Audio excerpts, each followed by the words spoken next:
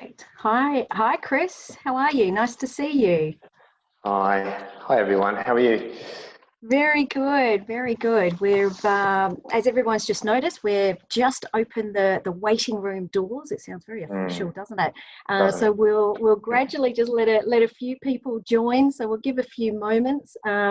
What we will do, we're running this session in Zoom meeting, so that we've got the ability to break you up into quick little breakout rooms, run a couple of polls. So if you wouldn't mind just making sure that you're muting yourself when you jump on, turn off your camera so that we don't start losing all of our bandwidth along the way. But really looking forward to today's session. Uh, as I say, let's give it a couple of moments. Chris, tell me, what's the weather going on in Adelaide today? I can tell you right now, we've being a POM, it's perfect because it's grey and a little bit chilly. It's like a summer's day for me. We've got the same in going on in Victoria. However, there is a big brightness in Victoria, given the news that we had yesterday. So That's right. That's we're all right. pretty distracted and pretty excited, I have to That's say. right. Well done, Victoria. Well done. That's all I can Yeah. say. Mm. Exactly. So welcome everybody to today's webinar. Absolutely thrilled that you can join us.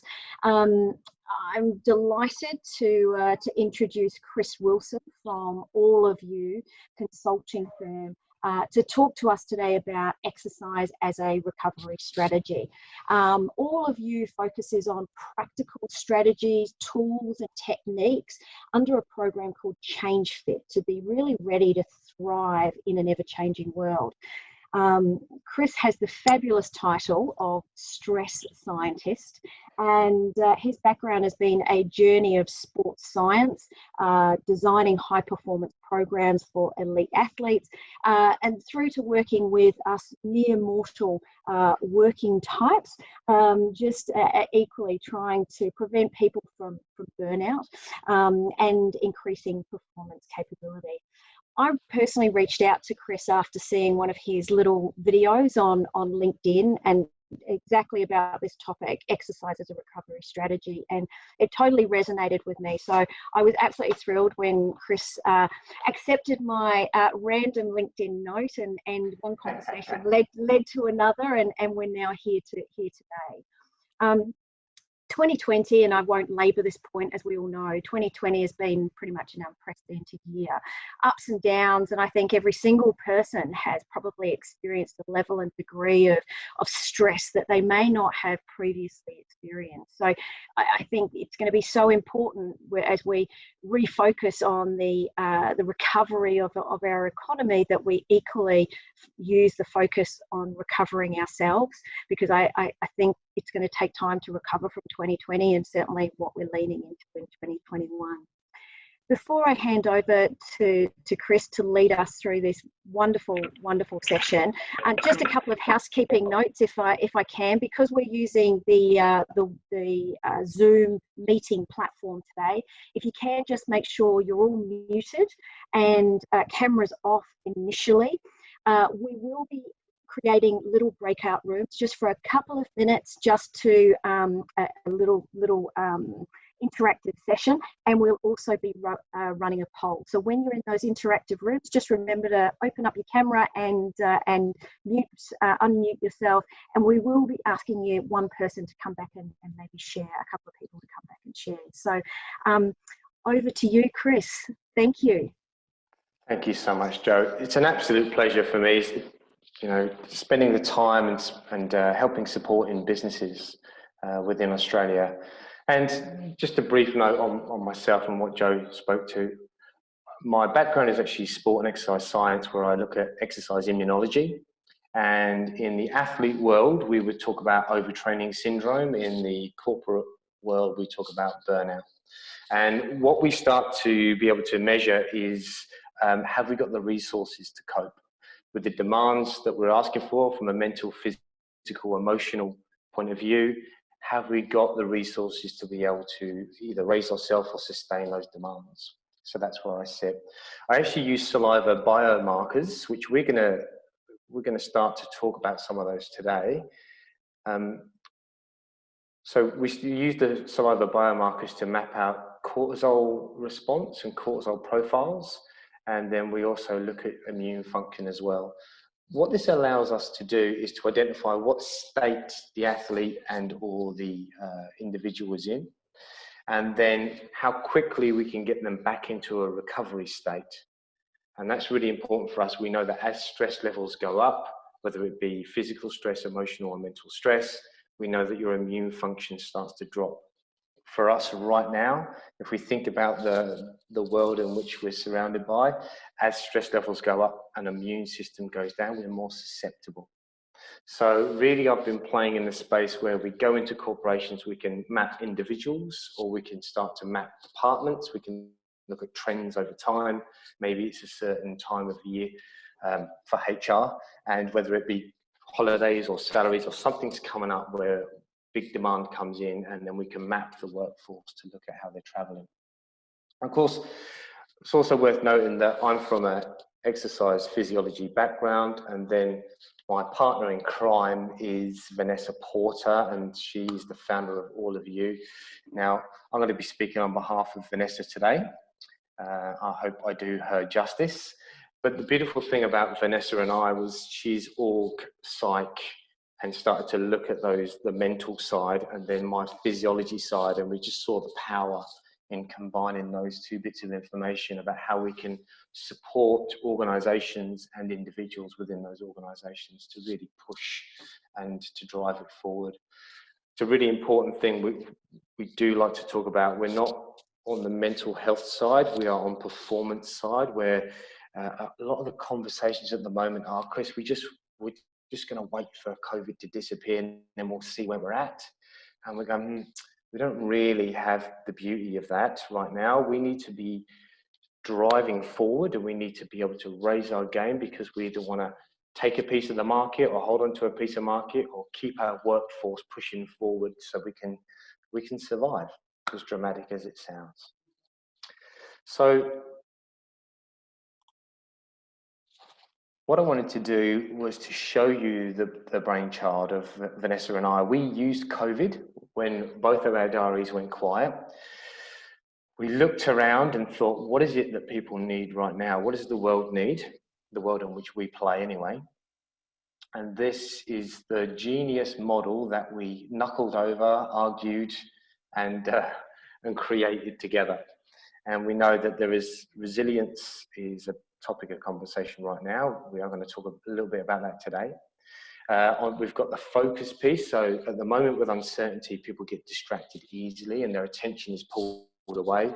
So if we talk about productivity in the workplace, presenteeism and absenteeism, and then we look at the positivity.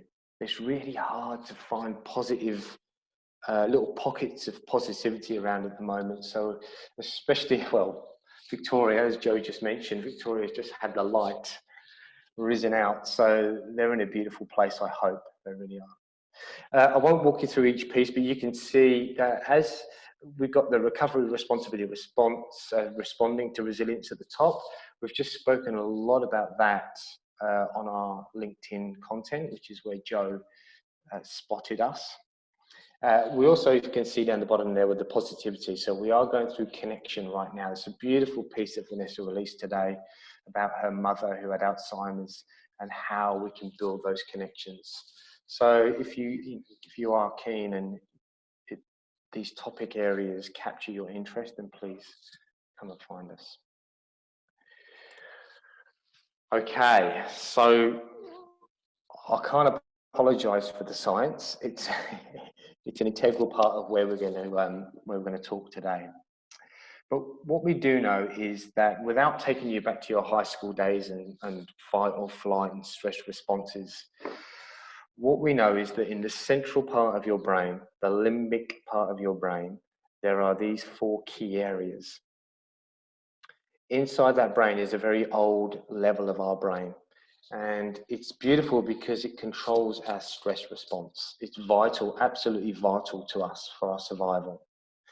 And then, of course, being human, we have this beautiful prefrontal cortex at the front of the brain. And unfortunately, they don't really communicate that well. So our frontal cortex allows us to overcomplicate things, to perceive things maybe differently from what they are. They are an analytical part of our brains to puzzle solve. Amazing, amazing piece. But we use the prefrontal cortex and can overthink things, create stress patterns in the brain, which then triggers these 4 key areas. So I want to draw your attention to the first one, which is the hippocampus. Now, what I'd love for you to do, what I imagine, is in the background, we might have notepads and pens. And as we go through, I just want to talk to each one of these, but just grab a few notes. Maybe grab that little nugget of gold that's really going to help you out right now. So the hippocampus, it converts your short-term memories into long-term. This happens during our phases of sleep. What you can imagine is the state in which I go to bed and the state in which I go to sleep. It will reinforce that message in the brain.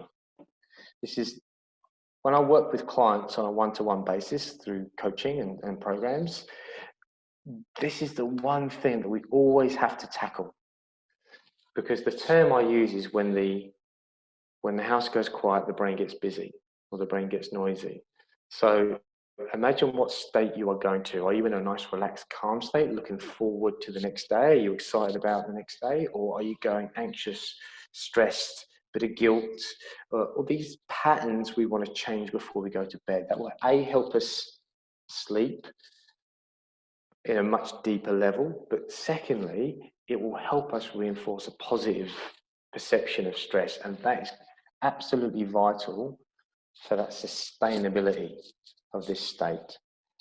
Our amygdala is our emotional regulation, and one thing we can talk to today is that physical, mental, and emotional is absolutely vital. We don't isolate them. We have to work with each one, and we're going to ask you to reflect on that today. The next one is your thalamus and then your hypothalamus. So your consciousness, sleep, and alert patterns, if you think about that. Then your hypothalamus is your circadian rhythm and your sleep patterns. Now, your hypothalamus dictates your cortisol. So we measure something called your HPA, your hypothalamus pituitary adrenal. Your hypothalamus is the one that controls your stress response and your body rhythm and your body pattern. That's important. We're going to talk about patterns a lot today. So I don't expect you to be able to read this picture. I don't want you to put all your focus onto that picture. What I do want to paint a picture for you is that it's complex, and our brain and our body and the physical signs and the way our body regulates itself, whether it be hormonal, through energy, all these things are vital to us, and we have to create the environment in which we allow it to thrive. So in short, your stress response are patterns. It's not like a kangaroo's just jumped out in front of your car and we get that stress rise. I get that. For us, in organizations where we are routine based, it is often the pattern of stress that we start to identify. And that's part of the importance of exercise within this whole pattern, your daily pattern, your weekly pattern. Okay. So what do? I take saliva samples, which you can imagine is very controversial right now. That kind of went quiet on me when COVID came along. But I take saliva samples. We've got the US, the UK, and Australia. And we start to measure 5 points of cortisol throughout your day. So you can see numbers 1, 2, 3, 4, 5 down the bottom. In short, number 1 is as soon as you wake up. Number 2 is within 30 minutes of waking. 3 is lunch. 4 is 5 p.m. and then 5 is just before bed. Now, you can see my values in there, the reds at the top and the bottom, and you can see where the average exec level, C-suite level is starting to come in at. Now, you don't need to understand this graph too well to understand that's far too high. So what can it tell us? If we map out your cortisol profile, we can start to see what stress state you're waking up in, then what rise we're getting in the body, because your body normally, I would describe it as, here we go again, it has to pick itself up to get back into the fight. And as we can do this for so long, but eventually we will start to use the resources up and not replenish. Often what we see, and I'd love for you to maybe write in the chat for me, there is a certain time of the day when we start to really flag, when we start to lose our energy. It has like slide. There's a bit. So what we want to do is we want to identify where the rise is coming down, and normally for most of us there's a slump in the afternoon. So the people I speak to often, they go to me, oh Chris, I get to about 2 p.m. and my energy level just seems to disappear. And I'm sitting at my desk, or if I go to a meeting, I can hardly keep my eyes open. It's really embarrassing. And for a dollar for every conversation, every time I had that conversation. And people blame their lunch, or people blame something. The office is too hot, or maybe it's the sandwich I ate for lunch. What we do know is that the primary goal of cortisol is to provide energy for the body. That's its role. When I'm in a fight-flight response, I need to raise my energy levels up because I need to have an abundance of energy ready to either run or to fight. So cortisol's role is to give us energy. If you look at this example of a graph in front of you, by the time I get to lunchtime, about 3, you will see that I've lost an energy pathway. So once I've lost that energy pathway, my body has to pick up the pieces that's left, and that's where we tend to get those slumps. More alarmingly, though, I mean, that's my lunchtime, that's my 2 p.m. itis, I think is what people call it. More alarmingly for me is that I'm seeing a rise between 4 and 5. So at the moment, with the working from home patterns and everything else like that, I'm starting to see that cortisol levels are starting to rise when I've finally got my child to bed, or I've finally got some space and time in my day to focus on my work. I open my laptop, I've got my phone open, everything's going off, and that's when I start to accelerate again before I go to bed. Now, we can cope with the early mornings because we can burn it off, one of the things we're going to discuss today. What we can't cope with is if our anxiety levels are rising at nighttime. That really triggers the acceleration in the brain, and that stops us from getting those good patterns of sleep. And I think there's an assumption here, but I think most of us are struggling with the sleep. The uncertainty piece around the work and what's going on, especially in HR right now, you've got lots of battles you're trying to fight. And as we start to accelerate in the brain, our poor patterns of sleep come in, and that really stops us from recovering from our mental, physical, and emotional. Now, the tip down the bottom is interesting. It's something that Vanessa really got me into, and that is she wakes up, the first thing is she plays a meditation piece, only 10 minutes. So she's lying in bed, she's not awoken to a big buzzy alarm, jumps straight out of bed. She just gives herself space between the awakening piece and then the rise. And then she'll go out and she'll go for a walk. Now, essentially what Vanessa is trying to do there, she's trying to burn off her cortisol. Remember, it's an energy source, it needs to be used, otherwise we get an accumulation of it. So using a walk or something to burn off the cortisol in the morning can actually regulate our energy during the day. We don't get that huge drop off, and then we certainly try and avoid that slumping around about 2 to 3 p.m. in the afternoon, because technically we've still got a few hours left of work to go through. Now, I would like to play you a short video, and it's me talking, but it's a stress model And I'd like you to take note around what's happening with the EWS in the middle. And then, you know, it's a 4-minute video. We'll walk you through it, and then we've got a few questions on the other side. I hope you're doing well. I hope you're still with me. We've hit the science bit pretty hard. And then we're just going to play this short video.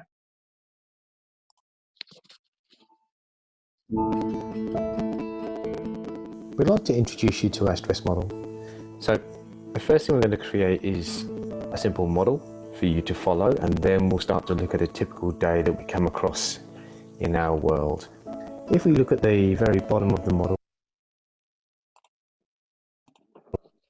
we have what we call our baseline, which is how we start our day. We wake up, we look at our phone, lots of triggers are going off. We know that we've got a certain time frame before maybe our children wake up or something goes on, and I don't have time to eat because I need to get to work. Now I'm at work and it just keeps trickling in. And eventually we're going to go into an area where we start to look at changes in our physical, mental and emotional states that will help identify that we're going into a high stress state. We call these our early warning signs. Now the line between the baseline and the early warning signs, this is where we want to play. Absolutely, 100%. We want to expose you to stress. That's vital for us. And if we want to build resilience, we need to be able to experience these stresses, but bring ourselves back down into our healthy zone. Now, the tools that you're learning on this program, we should be able to identify our early warning signs nice and early. Use the tools to down-regulate, to de-stress and bring us back into that healthy zone. If you can do that, you can actually raise the distance between your baseline and your early warning signs, which is really important for us. We're trying to raise your resilience by raising, if you want to call it, a bandwidth between the baseline and the early warning signs. If they go unattended, if we ignore those, we then start to keep our stress levels rising. And as they rise, we can then get into a sense of overwhelm where we're not coping very well. Our resilience is poor now, we can't bring ourselves back in, and so we really start to have a negative impact on not only our work, our surroundings and the people around us, but also our own health. Of course, if we come back to our healthy zone, our baseline is always dependent on our recovery and our sleep, and how much we can tolerate and the environment in which we're in. Our body has a pattern within our stress. It has a day pattern and a night pattern. Something we should be aware of is if we get into a state of overwhelm and we remain in that state, normally by the time we've finished our day of work and trying to get home, our physiological levels and our stress levels and our well-being levels are still too high, which means we can't settle down to get into a nice relaxing rhythm for sleep. Now the day pattern will directly affect the night pattern, and if we have a poor sleep, disturbed sleep during the night and we don't allow recovery, our baseline the next morning has now become a lot closer to our early warning signs level. That bandwidth is shortened, our triggers, our early warning signs come on a lot quicker, so we return back into a state of overwhelm in a much shorter space of time. Now, you can just reflect quickly about how that would affect your productivity at work, your daily routines, and your joy of being at work. And then also, in truth, we also need to understand how that would directly affect our relationships at home, our friendships, our mentality and our mindset, and all the negative things that can occur. So what we want to be able to do is for you to identify what your early warning signs are and what tools work for you to down-regulate and de-stress to bring you back into your healthy zone.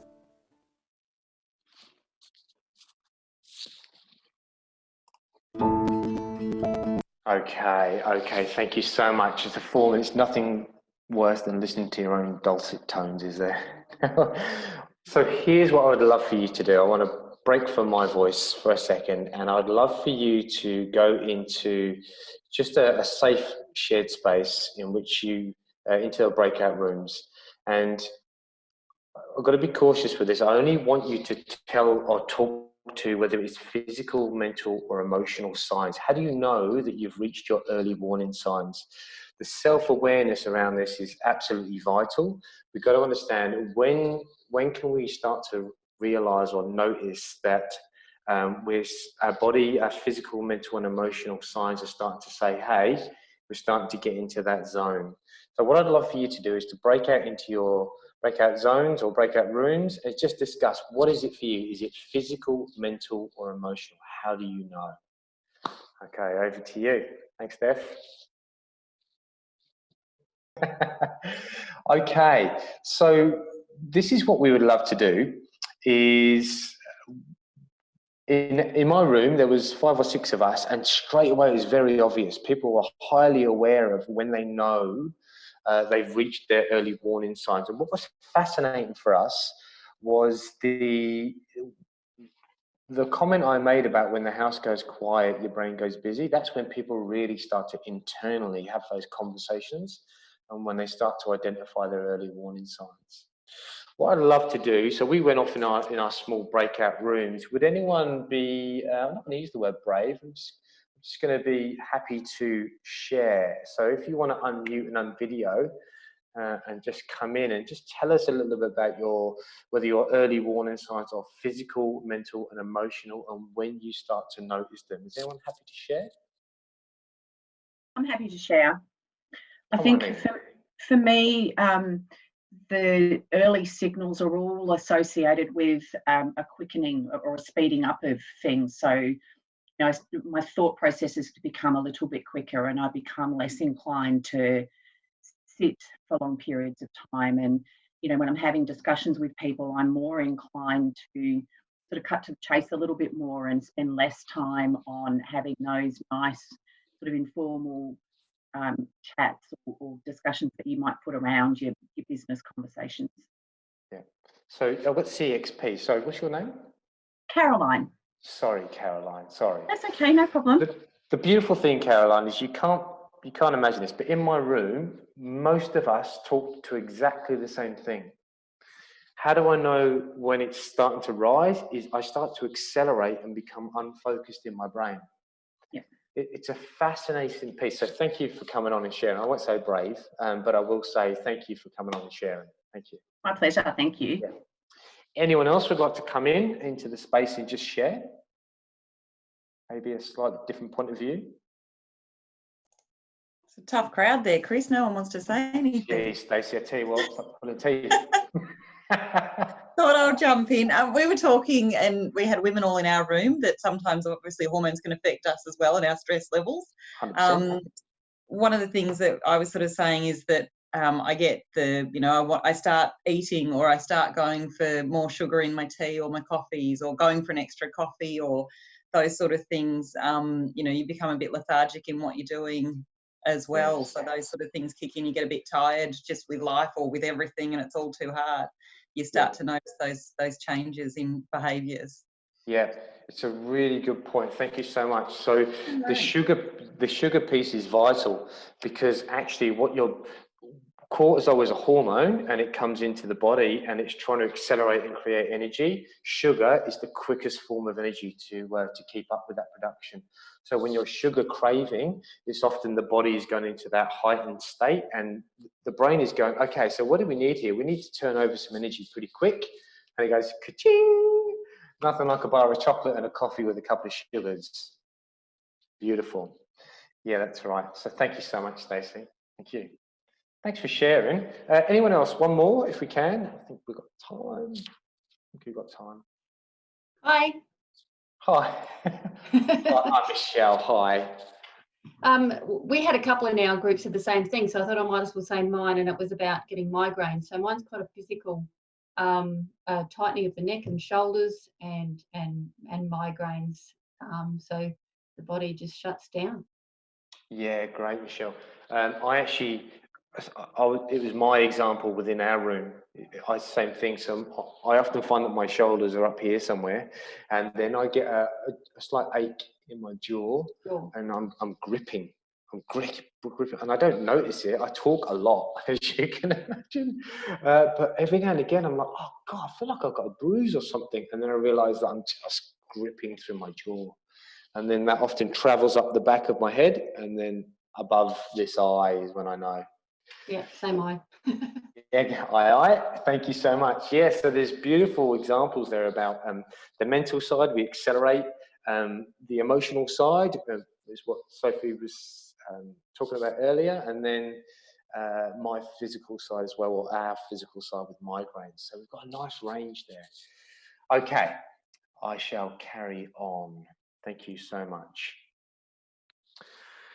Right, so what we've done is we've started to look at looking at that beautiful, we've got a bit of bandwidth at the bottom. We start to notice our early warning signs, and we start to look at the fact that our cortisol rise, that in the body, as we start getting that accelerated response, can have physical, mental, and emotional impacts. It could be cravings followed by slumps of energy. It could be snappy and bite, we're biting and we're just a little bit unaware of that emotional empathy, which is what the amygdala does. I was going to avoid that there. So our amygdala can hijack the empathetic part of the prefrontal cortex.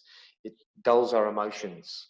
Think about that in a work setting, especially in HR, where we get that emotional downregulation. We start to lower our empathy because we're in a high stress state. So our decision making based around supporting our staff or our organisation and our people can often be compromised if we allow ourselves to get into that high stress state. Okay. By the way, we're going to allocate some time towards the end so we can draw people back in to ask questions, anything you like. Just wanted to, if you feel like we're moving on with some unanswered questions, we'll give you an opportunity at the end. Okay, so this is a beautiful piece that will be run by my friend Vanessa Porter, but it is about knowing what the triggers are, understanding that physical, mental, and emotional triggers are warning signs. It sounds a bit dramatic, but they are. It means we're escalating and we need to downregulate. We need to grab hold of that pretty quick and start to take control. So it depends on how you like to operate, how you like to work. It could be just knowing in the back of your mind. It could be writing them down. It could actually be creating something visual for you to see, to go, right, so when I'm starting to get edgy, bitey, when I start to accelerate and feel like I'm going beyond my comfortable pace, we can then start to put some interventions in place. Now, what Vanessa would ask you to do is to figure out what the triggers are, to notice them when they're starting to rise, whether it be headaches or what have you. Accept that they are happening, because we have to understand that this is not only our environment that's causing these triggers, external messages, there's external things like the weather, the news, the person who sits next to you in the office who really just keeps tapping on the bloody desk. There's all these things that keep going on that can escalate us. What we want to do is you want to accept it.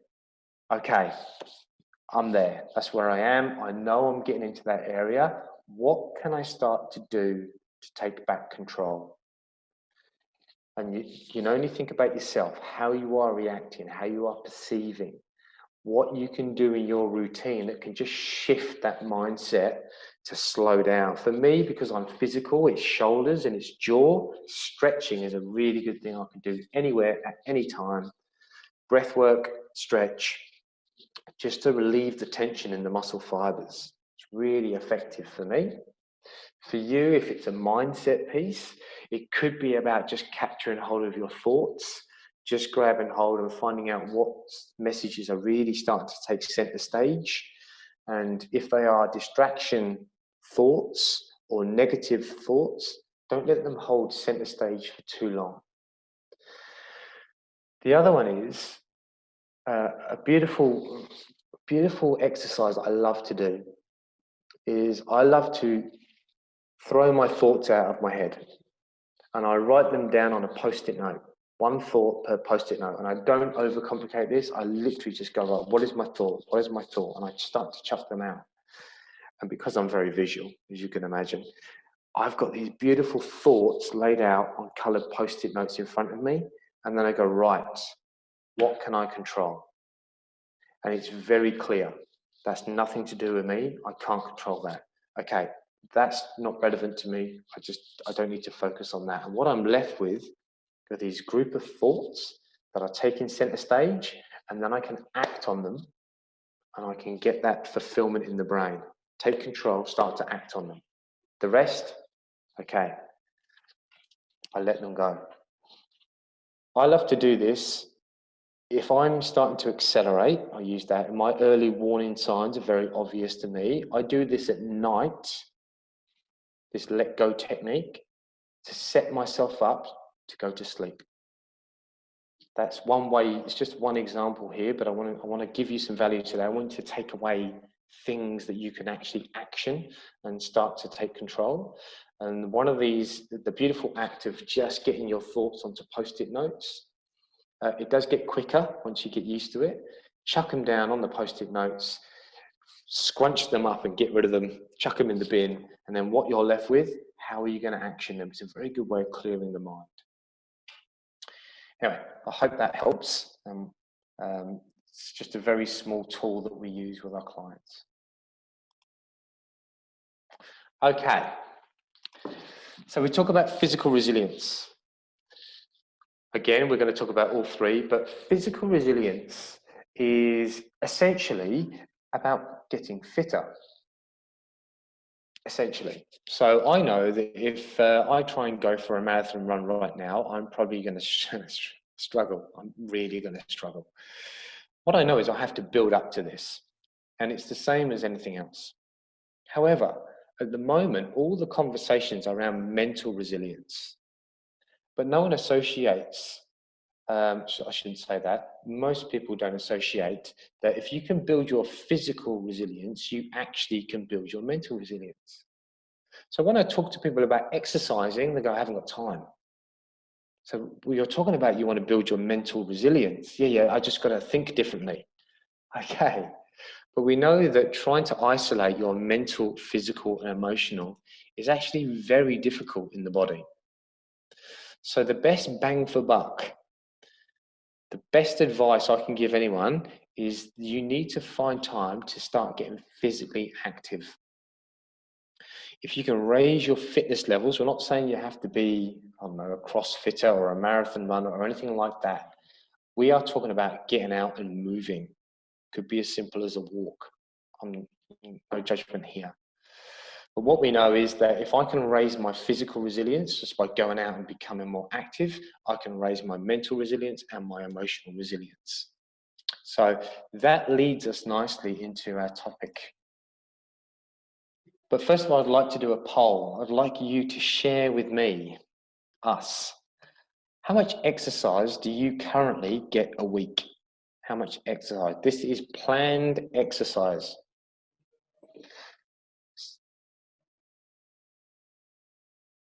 Just answering it in the poll, clicking on what you're currently getting.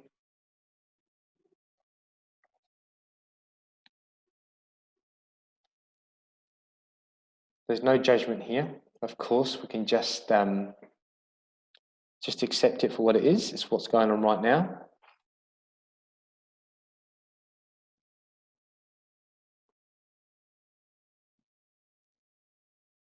That's 82% so far. If we could just answer the poll. Some people might not be at their screens actually, so that's fine.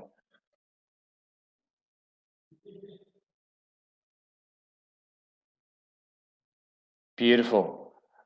Okay. So if we can share those results, I think we can. We've got 76% of you have got above 4 hours a week. Great. We've got 12% of you are 2 to 4 hours a week, and then another 12% that are less than 2 hours a week. So can I clear that? Poll's closed. Yeah, good to go. Yeah, beautiful. I'm going to clear that off my screen. So how much is the correct amount of exercise? Well, the answer is it really depends on what state you're in. And that's not a definitive answer for most people, because we know you're supposed to do 150 minutes per week of moderate intensity. That's the minimum requirement. But I'm here to cast a different light on the exercise conversation, which I believe is vital, because there is this niggling conversation in the back of our head that we know we're supposed to be fit and we know we're supposed to be exercising, but we don't have time, or we don't have the motivation, to be quite frank. So what we're doing here is we want you to come back to this image. If I have got a stress profile like this, I'm starting to get a huge amount of cortisol dumped in the body first thing in the morning, and then I'm starting to get a cortisol rise.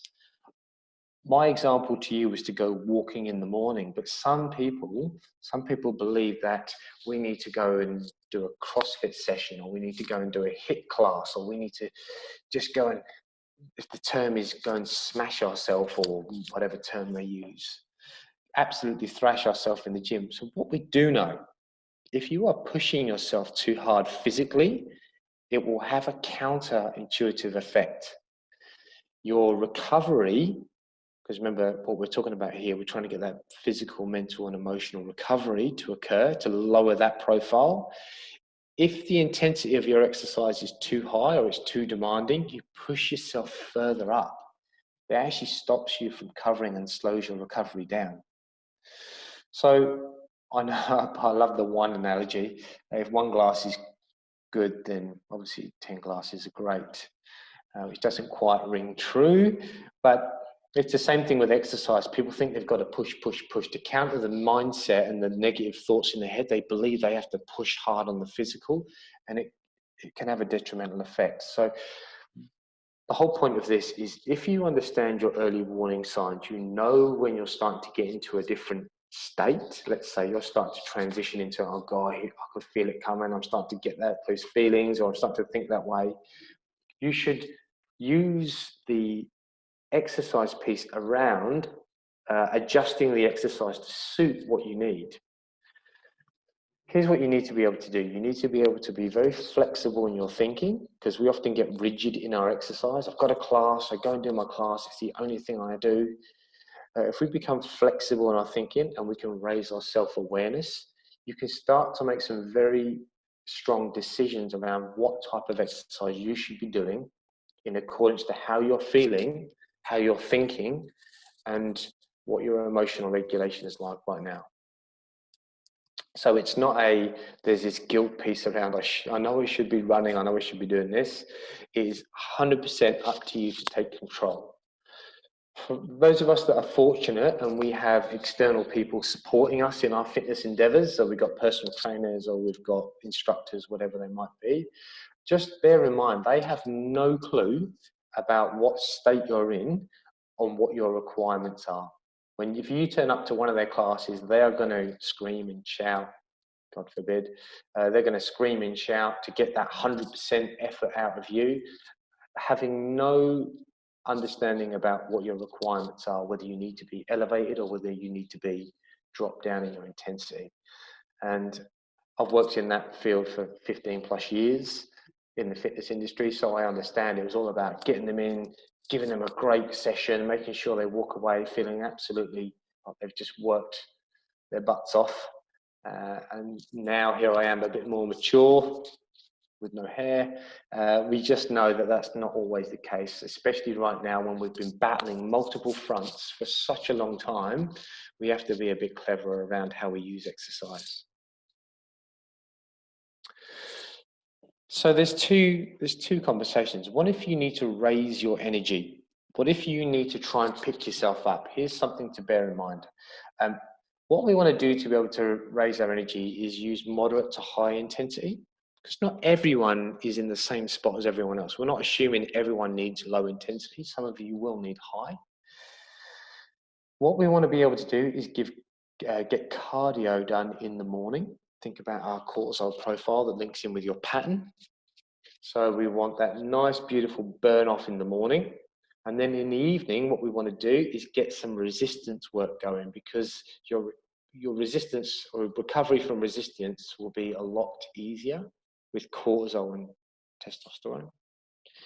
Also bear in mind that cardio at night, it can be a nerve stimulation, and then you can't sleep. Here's a good example. My wife at the age of 42 decided to go back to netball, and of course it was just friendly netball, and hadn't trained, hadn't prepared, but really went in, and the competitiveness come in, and it was great. They smashed the opposition. She felt amazing, but couldn't walk for 2 days. Couldn't sleep because of the pain, couldn't sleep because her body was buzzy. So just think about that. If we want to raise our energy, great. Cardio in the morning and then some resistance work in the evening. If you want to lower your energy, this is the flip side. Okay, I'm accelerating. We spoke about this a lot earlier. I'm starting to accelerate, Chris. My brain's starting to accelerate. I'm demanding more energy. You're going to need to lower your intensity down. And in the morning, we do a whole piece. There's a lot of content that Vanessa and I have released around moving meditation. I often find that people get offended if I ask them to sit still for 45 minutes and do nothing. And that sounds counterintuitive to, I've got to get going, Chris, I've got things to do. So we often talk about moving meditation. So when I exercise, I am thinking about, I don't use music or anything. I actually just think about my breath, and I think about how I'm feeling and whether I can raise or lower my intensity levels. And what I tend to do is I actually just bring the focus internally, which means I'm not thinking about my meetings tomorrow. I'm not thinking about all those important things, that never-ending to-do list. I'm actually really just focused on myself, which is great. In the evening, it's always recommended to lower the energy again, is to relax and let go. If you think about the post-it note example we gave you, that's a mental let go. If we can stretch and breathe and let go of tension in the body, we find that it's a really great way to promote that recovery. Think about that afternoon, evening cortisol level where we really want it to come down. Just letting go just allows the body to sink even deeper, and you can really get into those beautiful recovery states. So, my picture on the left, it's actually something I use in my genetic profiling. But I look at the image and I just think about the complexity of everything that we have to try and manage at all times. And what I often find, and I know the majority here today are female, is that we often build a solar system around us. So we are the sun in the center of the solar system, and we've got, I'm going to use the female example because I can. I want to be the best mum, I want to be the best partner, the best wife, the best friend, the best sister. What we start to do is externalize all our focus and our energy. And when we start to try to draw the conversation back to yourself, it's then, yeah, but it's selfish, Chris. I don't really have time for that. I need to make sure everyone else is great before I am. And the example is always the same. So what happens to a solar system when the sun burns out is the solar system disappears, breaks up.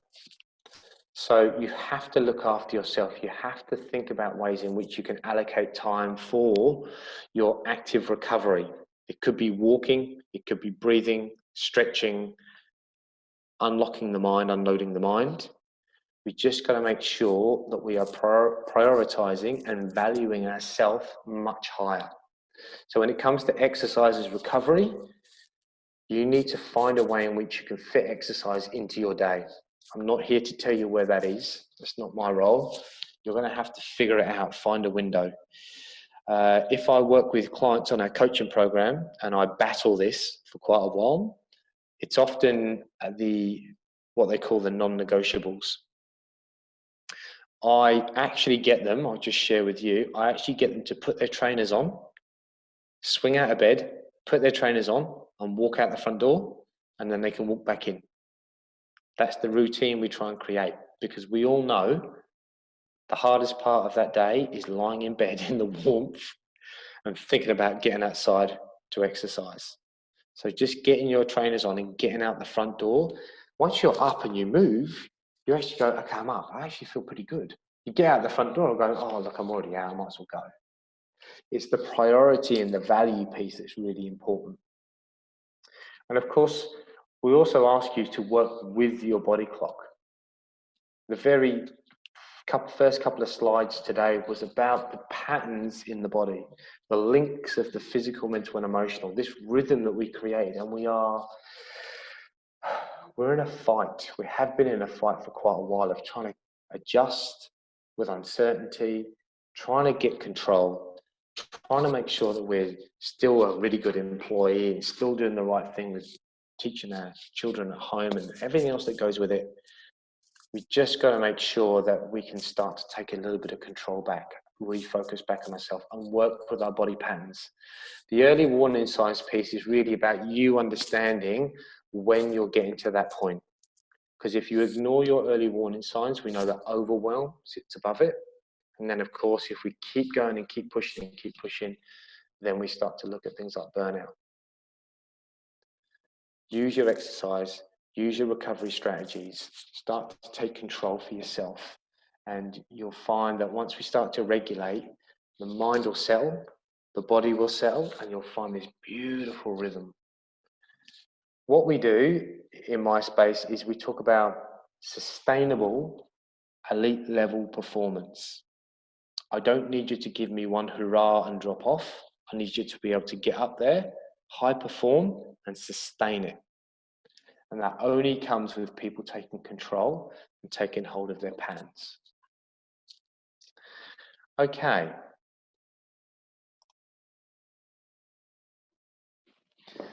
So of course, Vanessa and I, we're part of All of You, and our program that we're running at the moment is called Change Fit.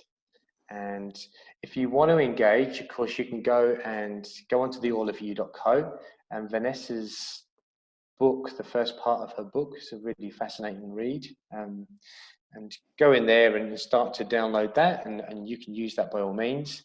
We've got content going at the moment, much of which Joe has been following and followed us along the journey.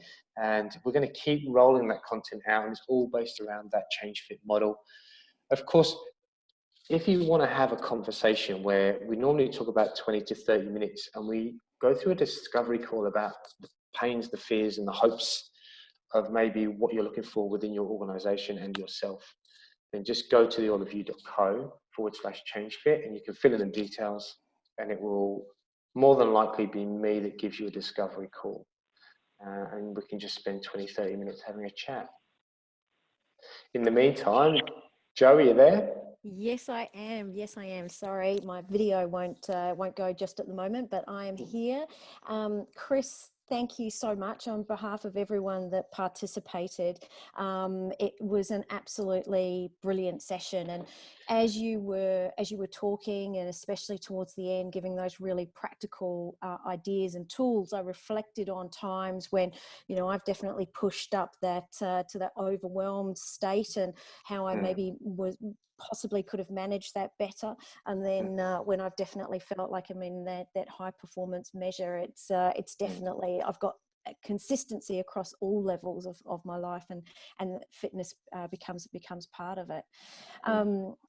I noticed in the chat box earlier when we were talking about the sugar hit, and somebody commented, should we succumb to the sugar hit or avoid that when we're in that moment of maybe wanting that additional support and help? That's beautiful. Yeah. Okay. So it makes you feel better in the short term. Sugar is an inflammatory. It raises your inflammatory markers. So here, what you can imagine, our beautiful end goal here will be to reduce the cortisol, reduce the stress response in the body, which will stop the sugar cravings, or reduce the sugar cravings, shall I say. We all need a bit of sugar, surely. We all need a bit of joy in our life. What we want to do though is be able to take control, reduce that impact of the accelerated stress response, which means that we'll try and dull those cravings within the body. That makes a huge amount of sense. If anyone else has got any questions that they, I'm obviously conscious of time, but wanted to quickly ask Chris, please use the chat box. But as he suggested, the content that Vanessa and Chris have been constantly putting out via their LinkedIn company page, I'd highly recommend everyone follow it. Really short, snappy little videos with, like today, some really practical takeaway tips. So Chris, thank you so much for today. It was really, really insightful. And again, I'm kind of, the brain is going into overdrive, thinking how I can take in a very positive way, in how I can take some of these really practical tips into, you know, what probably is going to be a fairly challenging process for us all as we navigate. I think some of us in Melbourne are now having kind of additional stresses of, can we actually go back to what it might be like to live a somewhat normal life. That's right. So this is just been perfect to make sure that, I think it's that, keep yourself at the center and make sure that you make that time. So thank you so much, Chris, and for everybody who's joined, please highly recommend that you follow Chris and Vanessa via their LinkedIn page, or reach out to connect. Thanks so much for joining us once again. Thank you. Absolute pleasure. Thank you so much. Thanks for sharing. Thanks everyone. Thanks. Bye.